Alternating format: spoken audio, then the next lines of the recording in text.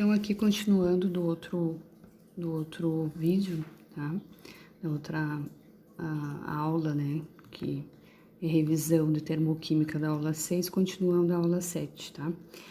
Então, nós já vimos, né, a primeira parte ali, que envolve o primeiro método de como se resolver um cálculo segundo a lei de Hess, tá? Então, primeiro, nós vimos no slide anterior que nós podemos inverter a equação, os reagentes dos produtos e vice-versa. Agora tem um outro que a gente pode aplicar na lei de Hess, que é multiplicar ou dividir, tá?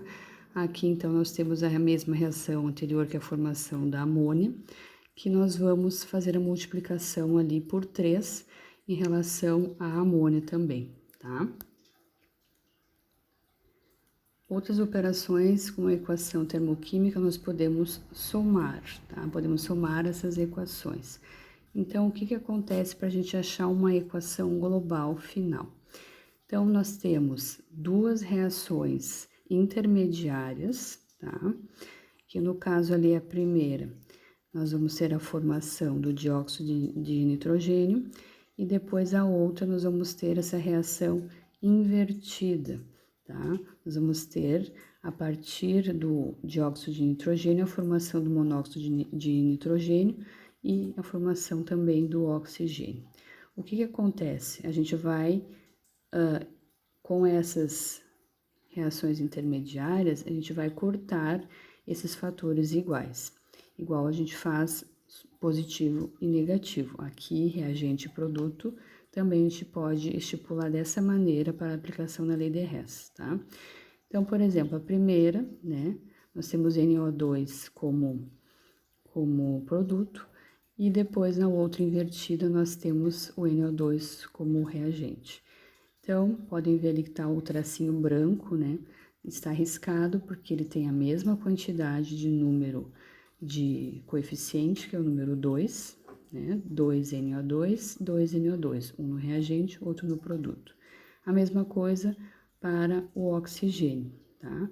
2O2 no primeiro, que é um reagente, e o segundo, que está no produto, que é o oxigênio, só um como coeficiente, tá? E aí sobra o quê? O N2, desculpa, o gás nitrogênio, sobrou 1 mol de oxigênio, né? Porque cortou 2 por 1, sobra 1 ainda.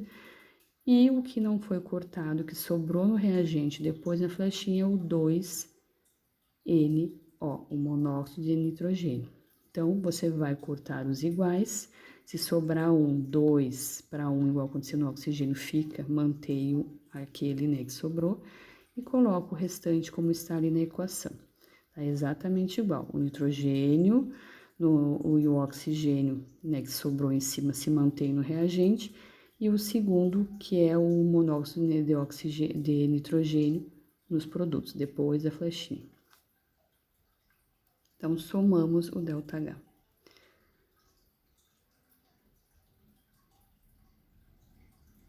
Aqui nós temos alguns exercícios resolvidos dele, que nós vamos ver como forem colocados para revisão para a prova, tá?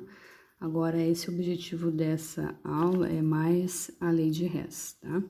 Então, a lei de Hess, de fato, pessoal, ela começa, então, com uma reação global, que aqui, no caso, vocês têm o grafite, o oxigênio, uma reação de combustão para a formação do gás carbônico, que é o CO2, com seu ΔH, né, fixo, que é menos 393,3 kJ, que tem um caminho, esse caminho direto, exatamente, né, como eu falei, e depois tem os caminhos intermediários, tá?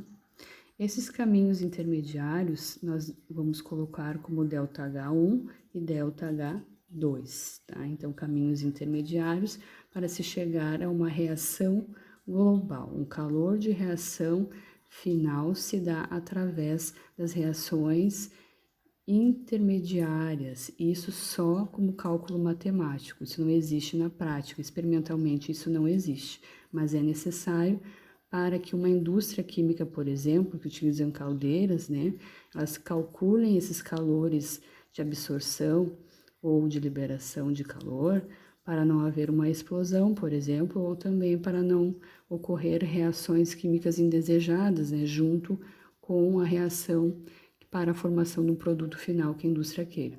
Tá? Então, é necessário, as aplicações da lei de Hess é bem ampla também, por exemplo, como o caso dos combustíveis, né, que a gente vai ver na próxima aula. É bastante necessário calcular o calor específico, calorífico, né, desses combustíveis, para não haver, por exemplo, a explosão dentro do combustível, dentro do motor do carro, tá? Então, nós temos aqui, ó, os caminhos intermediários, ΔH1 mais ΔH2 é o ΔH total. Então, a partir de reações intermediárias, nós temos aqui menos 110,3, que é o valor da entalpia 1, né, que é o caminho 1 ali dessa reação. O caminho 2 dessa reação é menos 293 kJ e vai nos dar o total, que é o valor da reação total, que é menos a reação global, que é menos 393,3 kJ. Então, essas observações foram feitas pelo Germain Henri Hess e ficou conhecida como Lei de Hess. Então, o Hess começou, né, com o estudo dos calores de reação, ele é um físico-químico pioneiro da físico-química, e na época dele surgia vários problemas em indústrias, né, através do poder calorífico do carvão, que era utilizado muito carvão na época, né, que tinham vários defeitos, tinham várias explosões, tinham vários produtos finais que não davam, né, não saíam da forma esperada, e ele, né, que se propôs a estudar o porquê que isso acontecia, por que não dava certo em relação a alguns tipos de reações, né, ocorridas ali na liberação de energia envolvida, o que acontecia. Então, ele com o estudo, né, a partir de sais orgânicos, sais ácidos inorgânicos, e a aplicação, né, dessa observação ficou bastante importante para medidas termoquímicas, né, da quantidade de calor desprendido dessas reações. Ele chegou a essas etapas intermediárias, saber, né, o que ocorre, até chegar na reação de fato global para um produto final. As reações químicas podem ocorrer em várias etapas, né, porém verifica-se que a sua variação de entalpia depende apenas do estado inicial e final, tá? Então, a reação global, a primeira que aparece lá em cima.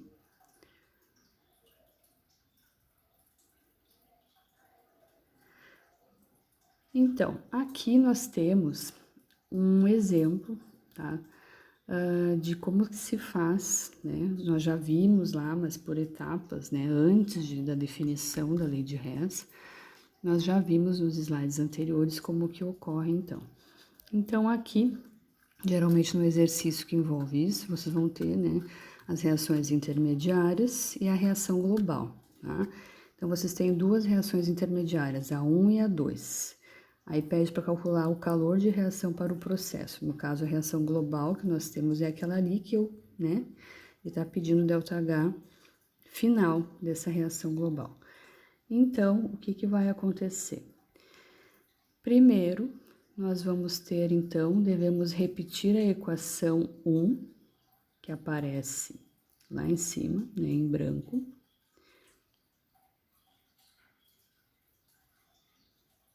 Depois, nós precisamos inverter a equação número 2.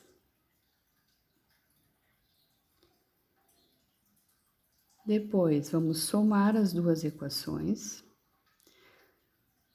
cortar o que vai se repetir, que tem que estar em lados opostos, reagentes e produtos, como numa conta de subtração, adição, positivo e negativo, você vai cortar igual, né? Ou você vai fazer a conta, né?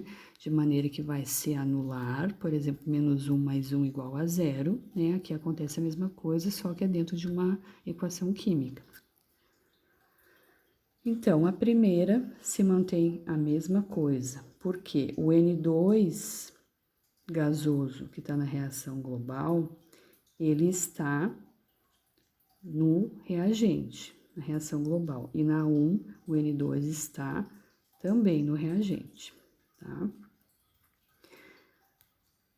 A segunda, por que vai haver a inversão, né?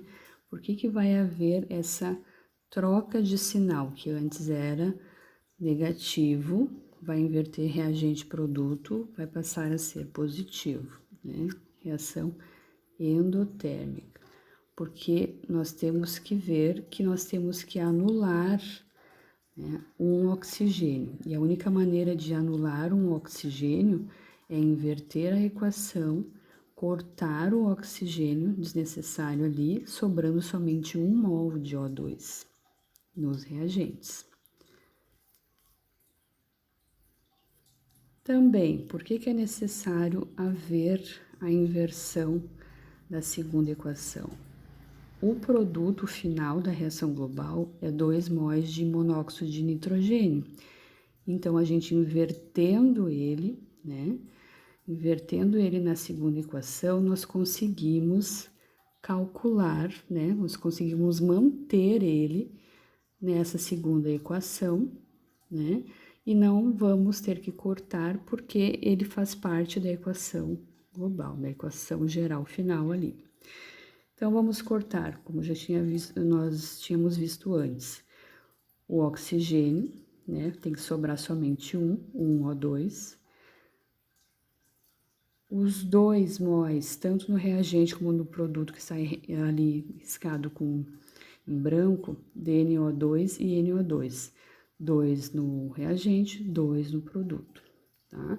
O que vai sobrar no final? Nós temos que ter igual aquela reação geral global marcada em preto e branco, né? Então, ó, é como se fosse uma conta de subtração. O que sobrou, tá? Então, nós temos N2G, que está na reação global, está no produto, está no reagente, 1O2 e 2 móis de monóxido de nitrogênio, 2NO. Fazendo a conta, mais 66 mais 113 kJ por mol, a gente tem o ΔH final, mais 179 kJ por mol. Então, são os ΔHs aqui, os intermediários, são somados para se chegar no ΔH final da reação global. E essa reação tem que ser idêntica, tá? A partir das reações intermediárias.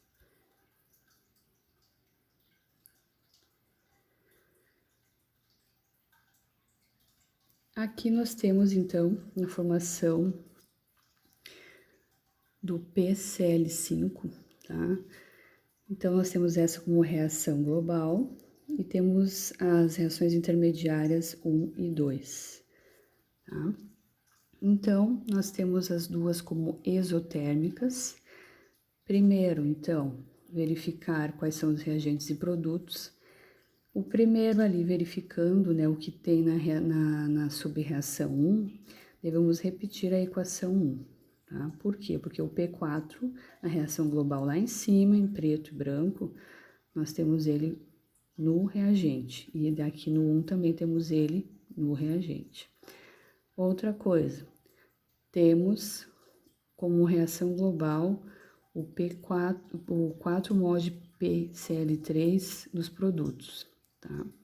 Então, ela se mantém a mesma.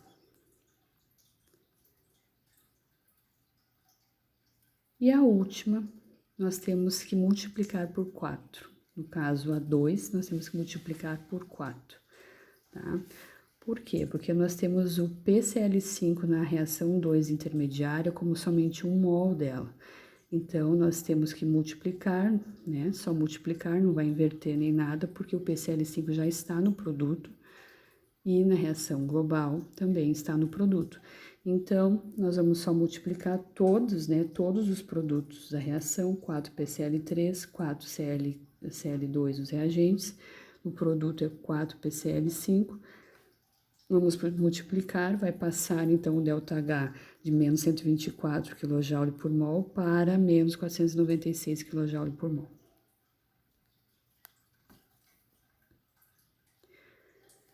Então, fazendo o final, né, para chegar à equação global com seu ΔH a partir dos ΔHs intermediários, a gente corta então, tá? Então, o que se mantém? O P4, que tá no reagente, né, o sólido ali. Nós vamos, então, cortar, começar a cortar os idênticos ali, né? 4PCl3 que está no reagente e o outro que está depois da flecha, que é o produto. São exatamente iguais, com sinais opostos, né? Se fosse colocar numa conta. Então, corta ali, tá? Agora, na reação global lá em cima, a gente tem 10 móis de gás cloro, Cl2. Então, aqui nas duas, a gente tem uma Cl2, 6 móis, e na outra Cl2, 4 móis. A gente vai somar 6 mais 4, 10, que fecha com a reação global. Passando para o que sobrou em relação ao produto, exatamente o 4PCl5, que é o único produto formado na reação global. Fazendo a conta para fechar, né, nós temos então a reação, o ΔH, né, final, a soma, né, digamos assim, das equações exotérmicas formadas a partir das equações intermediárias, menos 1.279 kJ por mol, menos 496 kJ por mol. E a gente tem o valor total, menos 1.775 kJ por mol, tá? Então, as equações que envolvem, né, o cálculo com a aplicação da lei de Hess, né, do ΔH de reação, nós temos que fazer sempre essas etapas, verificação dessas etapas das reações intermediárias.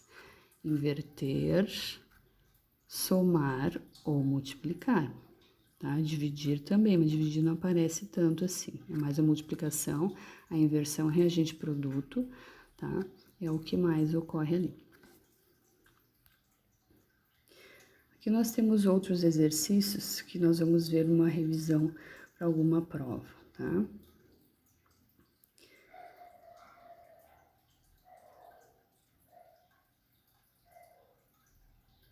Sempre tem alguns mais complexos, tá? Revendo de novo em relação à aula número 6, né, o estado padrão. Então, o estado padrão é sempre aquele com o estado físico mais comum da substância, por exemplo, a água sempre está no seu estado mais comum, estado físico, no estado líquido, tá? Estado alotrópico mais comum, por exemplo, o carbono, entre o carbono diamante, é o carbono, sobre o carbono grafite diamante, é o carbono grafite, tá? Então, sempre o mais estável, que tem maior quantidade, o mais comum. E também a temperatura e pressão, sempre a pressão a 1 atm a 25 graus Celsius. Tá? Então, tem os exemplos ali. Também já foi citado no outro. Aqui, quanto à alotropia, né, os estados simples de cada um, né, o hidrogênio é sempre o N2, a prata, o Ag, né, sempre na sua forma metálica e assim por diante. E aqui também faz parte da página C, das páginas 6 a 9, do capítulo 15, né, que é o início dessa apostila, a última apostila desse bimestre, o primeiro bimestre, entalpia de padrão de combustão, tá? Então, as reações de combustão, elas podem ser completas ou incompletas. As completas, nós vamos ter, então, a formação do CO2 e água, no caso do grafite, só a formação do CO2, tá? Então, aqui já diz da energia liberada da combustão completa, um molde de determinada substância, com todas as substâncias envolvidas na combustão no estado padrão. Tá? Então, nós temos algumas configurações, como que se faz. Aqui nesse exercício, eu só quero mostrar para vocês a linha amarela, aquela equação global, né? Ali é uma reação de combustão completa, tá? Nós temos, então, um combustível, que geralmente é um composto orgânico, tá? Ali nós temos C2H5OH, que é o etanol, é a fórmula dele no seu estado líquido mais comum, né? Que apresenta, claro. Sempre o comburente, nesses casos, vão ser qual? O oxigênio. Não existe queima, não existe combustão sem a presença do oxigênio, né? Aquela história da vela. Se tem a vela acesa, você coloca um copo por cima da vela, a vela vai apagar. Por quê? Porque acaba o oxigênio. Então, não existe queima, não existe reação de combustão sem o oxigênio. Então, nos reagentes sempre vai ter o combustível, que geralmente é o primeiro reagente, a primeira fórmula que aparece na equação química, o comburente, que é o oxigênio, e os produtos, que é o fogo, né? É geralmente o CO2 e a água, tá? Isso quando a gente tem uma reação de combustão completa. Quando ela é incompleta, a gente tem monóxido de carbono e água, CO e água. Ou então carbono e água, mas geralmente é o que? Carbono e oxigênio, que é o monóxido de carbono e água, incompleta, e o CO2 e água, que é a reação de combustão incompleta, que é nada mais que o fogo, tá?